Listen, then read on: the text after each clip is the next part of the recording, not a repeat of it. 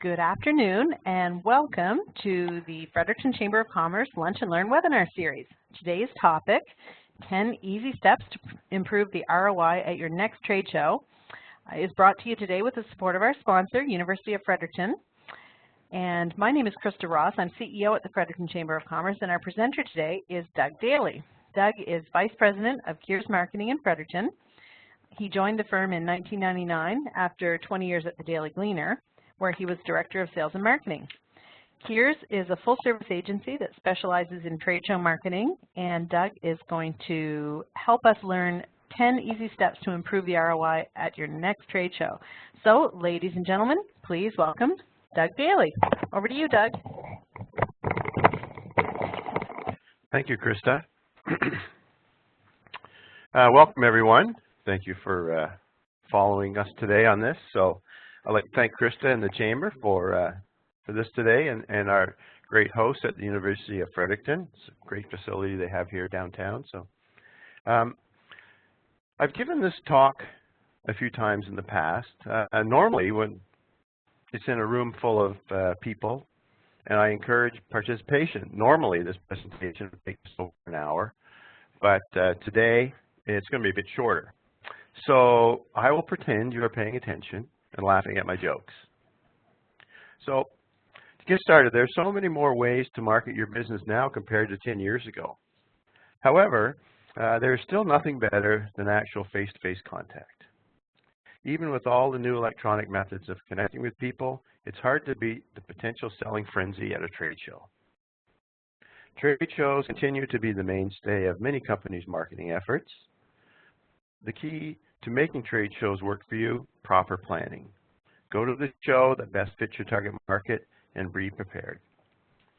A trade show is the best place to reach the greatest number of real prospects at one time. Do your homework and make sure you attend a show that will give you the biggest bang for your buck.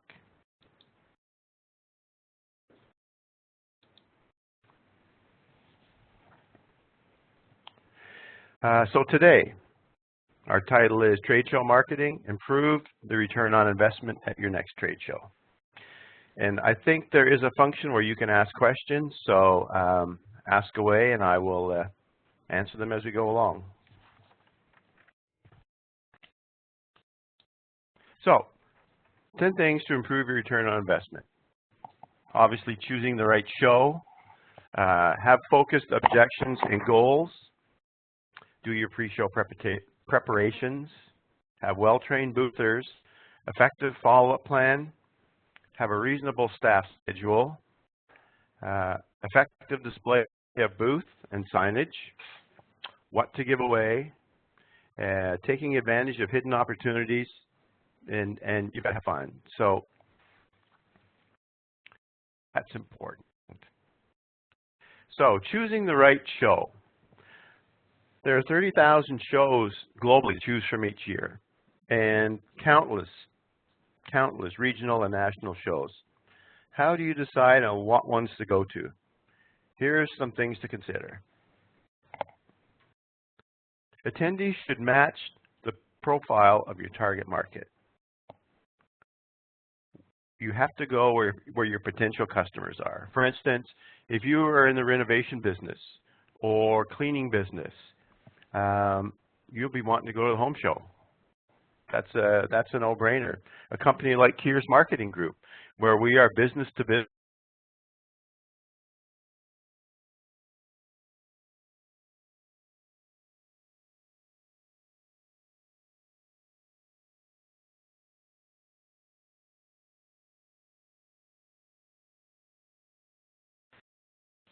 Unless, of course, you're like a company that you sell insurance.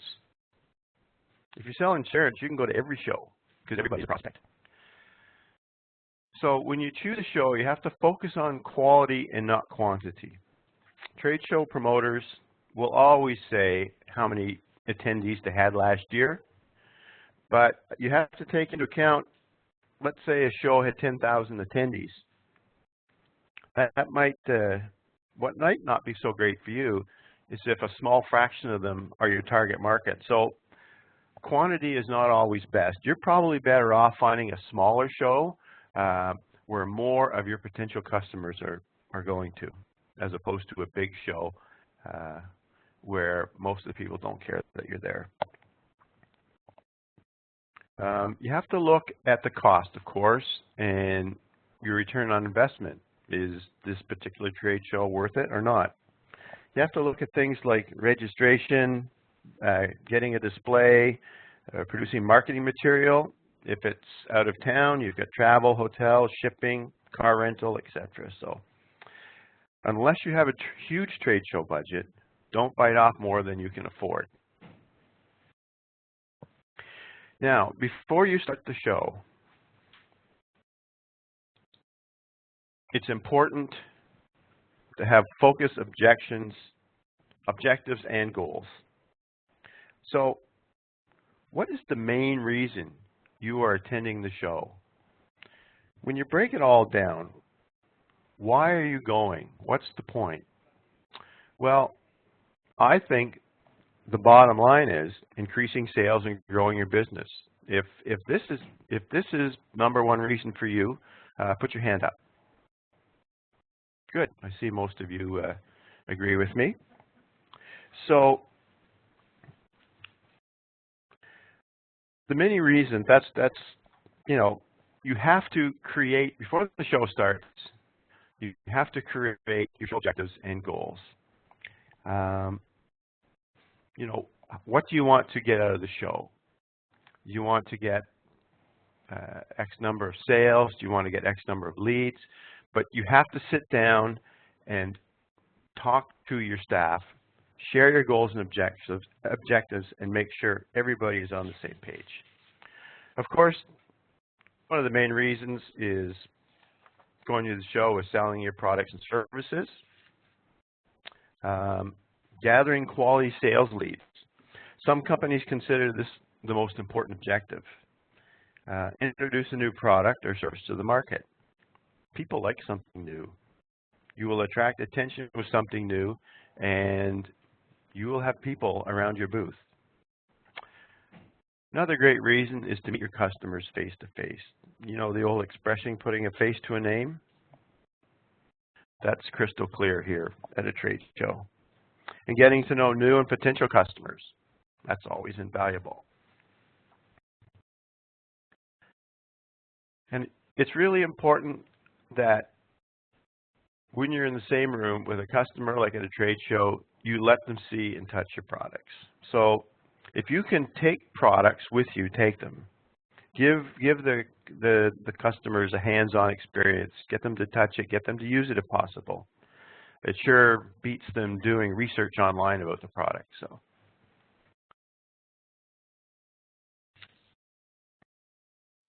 I have a question already, and it says, do you need giveaways or literature?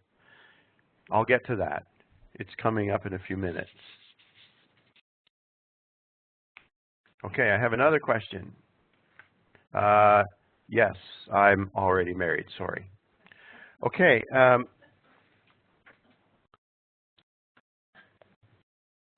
Pre-show preparations. So first thing you have to do is create an action plan focusing on your show objectives. What do you want to accomplish when you get to the show? Do you want to make $5,000 in sales? Do you want to gather 100 new leads? Do you want to launch a new product? Whatever it is, set your show goals before and make sure everybody on the front line of your trade show knows it.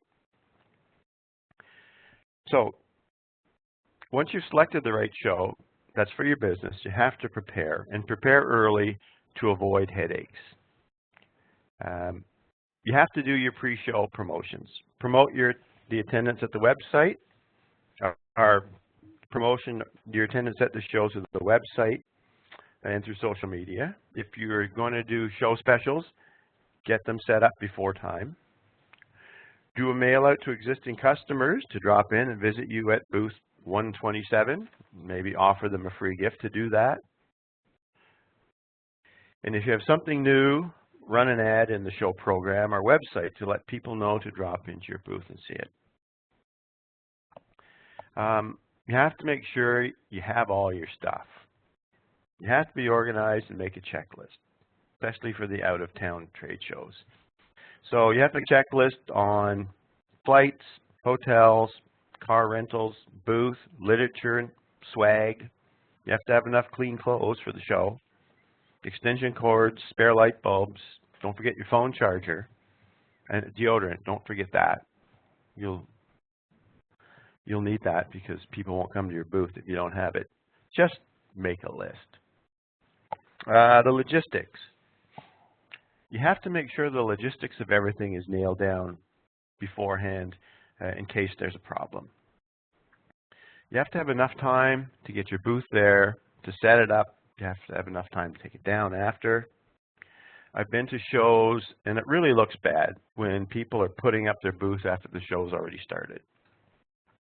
One snafu that we ran into one time with a client, we had a client we did a trade show booth for, and we shipped it in lots of time, probably 2-3 weeks before the show. And it was going to Springfield, Florida. And we shipped it, all the paperwork was in order, and it didn't arrive. Didn't arrive in time for the show. Did you realize there's 35 Springfields in the United States? And the booth actually ended up in Springfield, Illinois. So always be prepared for anything, because something will happen. It always does. Whether it's no luggage, no booth, flight delays, make sure you know where the local Walmart or Canadian Tire is. Actually, the one we see most from our clients is light bulbs in the booth burning out. That's usually causes a panic if you don't take a spare light bulb. That's why you should be close to a Canadian Tire.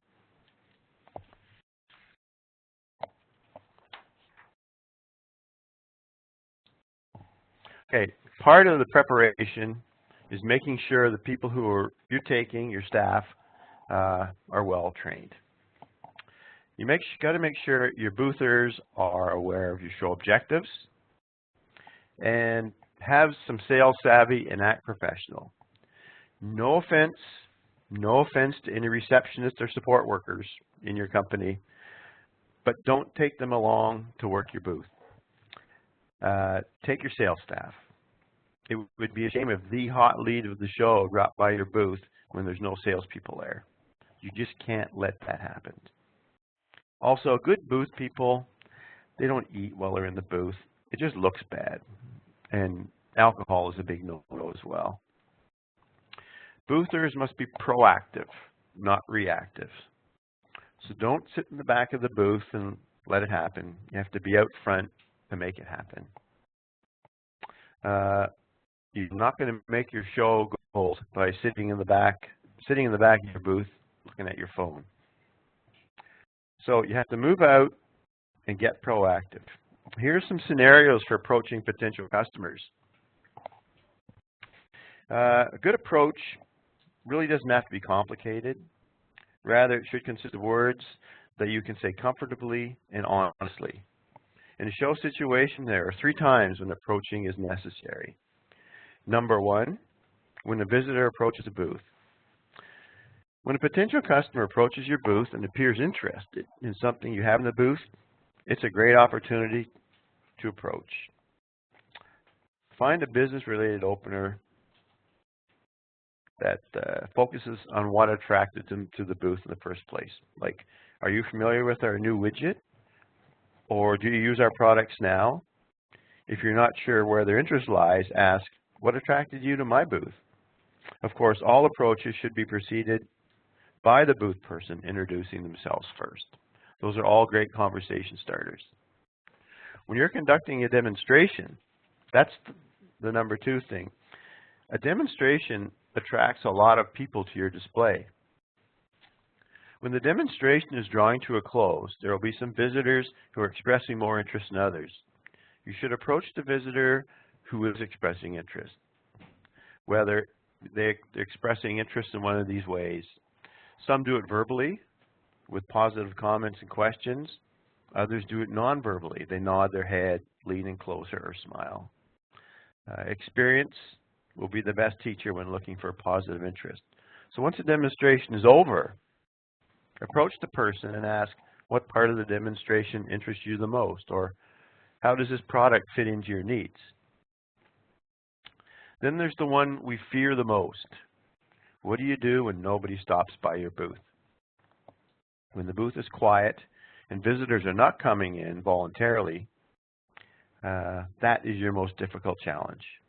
This scenario really breeds bad habits like slacking off, making phone calls, or taking a coffee break. Staying focused on your objectives will help keep each booth person aware that even though the show is slow, their job still goes on. If visitors are not coming into the booth, move out to where they are, right at the edge of the aisle. Look relaxed, inviting, and just smile. As people walk by, try to catch their eye. Most will ignore you. Don't feel bad. That's just human nature. But once someone does make contact, be prepared for a simple opening question like, what brings you to the show this afternoon? Or, are you familiar with what we do? Start with a simple approach and practice it.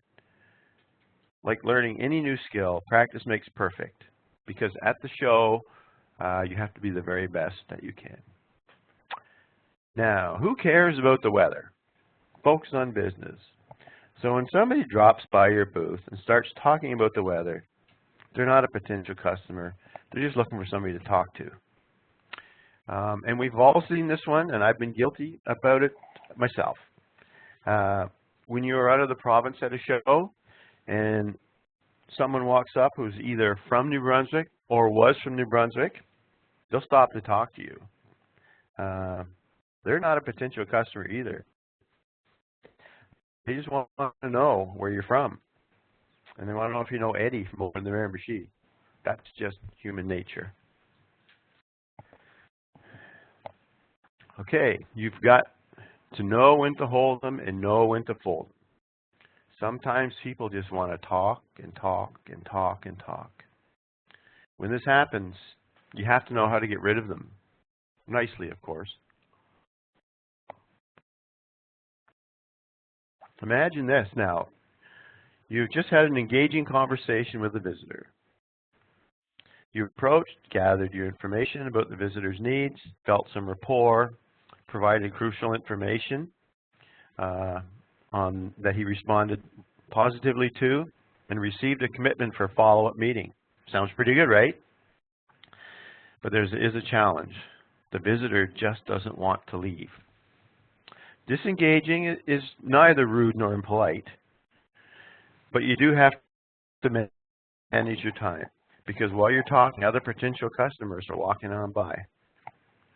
So here are some disengaging techniques that will ensure your visitor leaves, but he'll leave with a positive feeling about you and your company. It's really important for you to bring the conversation to a close. This is accomplished when you stop presenting and say, I'm pleased we had the chance to look at your situation, or I'm glad that we had the opportunity to talk today. Thank you.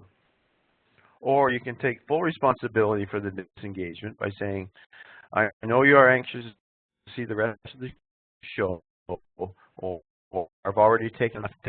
Another great way to disengage is to give them something. Everybody likes free stuff, so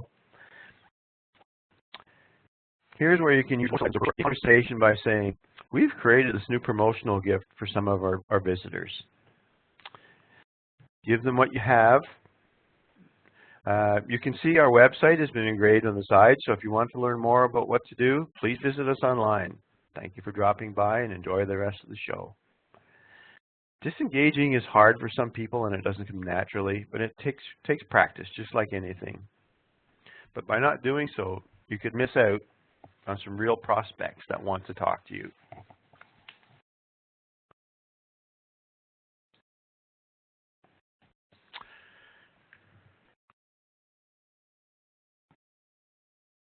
If you're not going to follow up, why are you even there? This is the #1 reason that trade shows fail for some companies. Why bother going to the trouble of collecting up all the leads if you're not going to follow up with them? So you have to plan ahead your lead collection and follow-up plan before the show. create the plan with your staff. Make sure you follow up with prospective customers within 2 weeks of the show. If you fail to do this, it's really going to diminish your return on investment. To gather leads, some of the bigger shows have electronic lead retrieval systems, and a lot of the smaller ones don't. That's where you develop your own lead card or pad to gather information on what exactly the customer is interested in, the contact information, and any personal information that you can gather that you can use when you follow up with them. And this is really important. You have to make it measurable. Part of your follow-up plan should include a method of measuring the results. You could also build this into your show goals and objectives.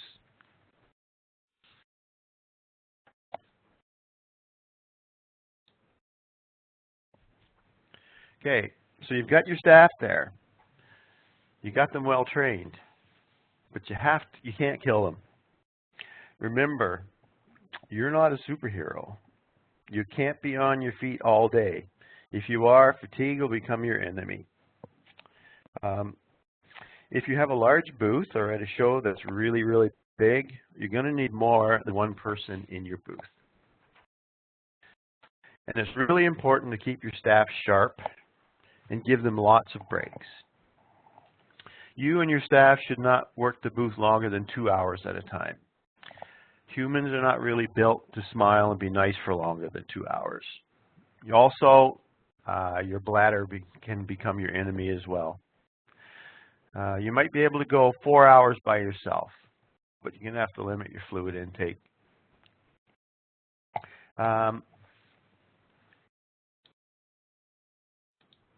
Okay, what makes a great booth? The first thing anybody walking down a trade show aisle is going to see is your trade show booth. Your trade show booth has to reflect the quality of your business. Your booth has to be professionally done with big, bold graphics along with a simple, strong message. The only reason your booth is there is to attract attention and bring people over for a look. Nothing more. Don't try to tell your whole story on the booth. People will just not read it. So remember, you only have a few seconds to get someone's attention. So you better have something that will attract their attention immediately. I still cringe when I go to some shows and see an old fabric panel booth with a whole bunch of photos Velcro to it. There are lots of booth options out there now as well. You can go with the old standby, which is a panel booth. The panel booth with the colorful panels are great. They're very vibrant and they have a huge impact. You can't miss it. Also now getting very popular is the one-piece fabric booth. The colors on these are a little muted, but it makes it a lot easier to set up and take down. Booth space layout is also very important. You have to make your space inviting. If you have a table, don't put it in front. Put it off to one side so attendees can come in and visit you. You want them to feel like they're welcome in your booth. If you have a product to display, put it on the table. If they're truly interested, they will come in. Anything that you can do to attract a serious prospect into your booth, do it. Anything that's hands-on is great. So what's the best display option for you? So if your trade show is a full day long or more than full day, the full-size backdrop is the way you want to go because that is maximum impact. If you have a short-term show or if you don't have much time to set up or take down, banner stands will do the trick. So, is the floor plan your friend? We work with a lot of clients doing trade show planning with them, and one of the things we look at is traffic flow. So before you go to the show, you have to check the floor plan for traffic flow. Good rule of thumb is when people come in the trade show room, They always turn right. I've never seen anybody turn left. So sometimes you luck out and get a great location. If you don't like where you are, ask to change. The worst they can say is no. And if you're kind of out of the way, get an extra banner stand and use it to point in the direction that the traffic is coming. That'll increase your visibility. If you can get a corner booth, those are really good because you get people coming from two directions to see you. If you can't get a corner booth, request a spot near the bar or food tables. Anywhere that people congregate is a good place to have your booth.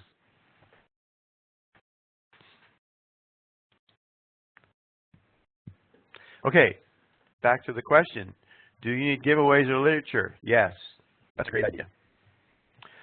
The advertising premiums, or some people call them swag, are great to give out, but man, they can cost you a lot of money.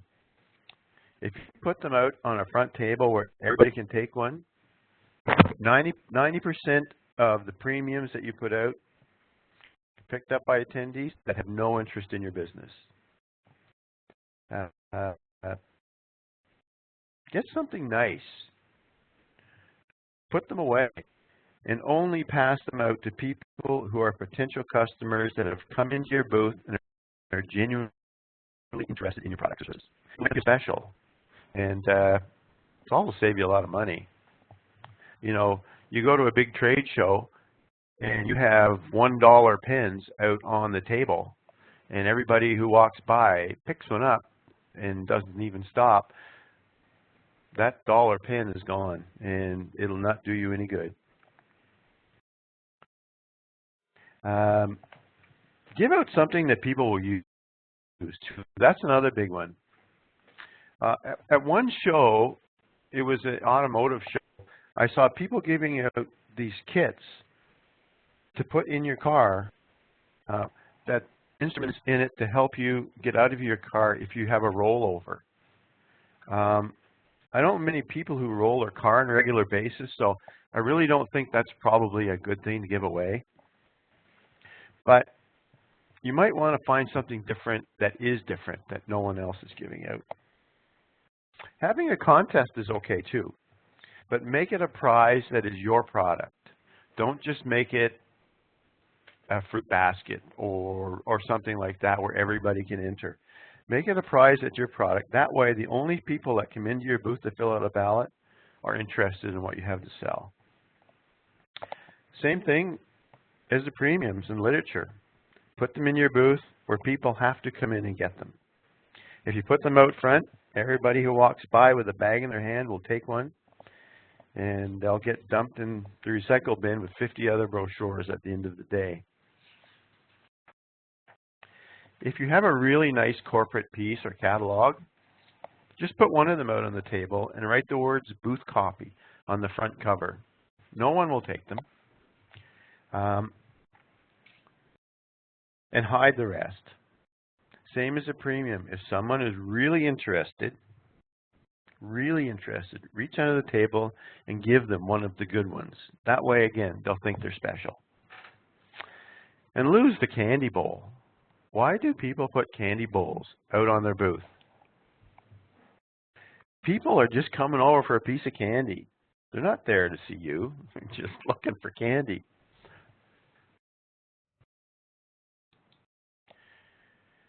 Every trade show has hidden opportunities.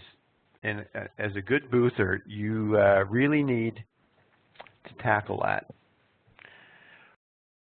Take in other opportunities for networking that the show offers. They all do. Whether it's a hospitality suite, but networking is always good. If the show is looking for booth holders to offer seminars or speak, take it. It goes a long way to position you as an industry expert, and it'll make your competitors at the show cringe, I guarantee it. And other boothers are prospective customers as well.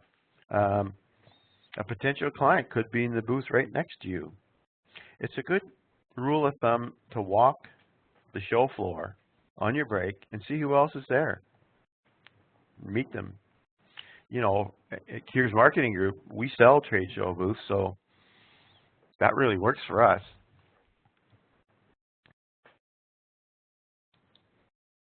So you have to relax.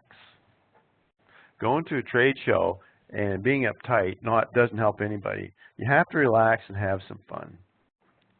Life is too short to be in hardcore sales mode all of the time. And your positive attitude will rub off on attendees. If you're relaxed and enjoying yourself, you'll be noticed by attendees, and they will come over and enjoy talking to you. Remember, one of the most important things about sales, people will buy from someone they like. And on the other side, if you tell somebody that you've been standing all day and are tired, they're going to want to leave you alone in your misery.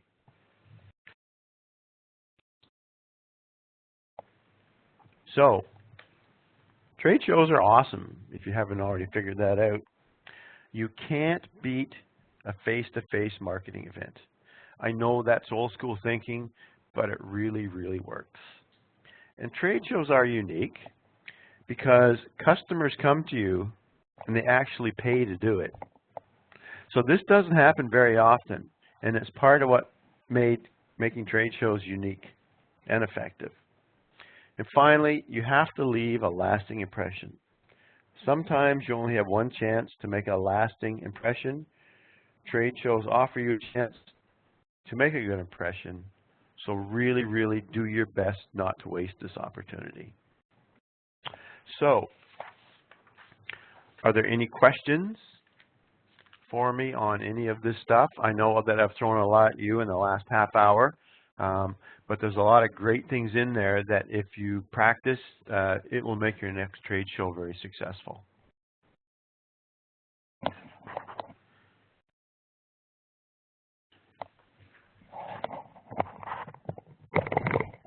Thank you so much, Doug. That was really interesting, really helpful, and lots of good tips for trade shows through the presentation today. So as Doug mentioned, a reminder that on April 19th, you can put all this information to good use.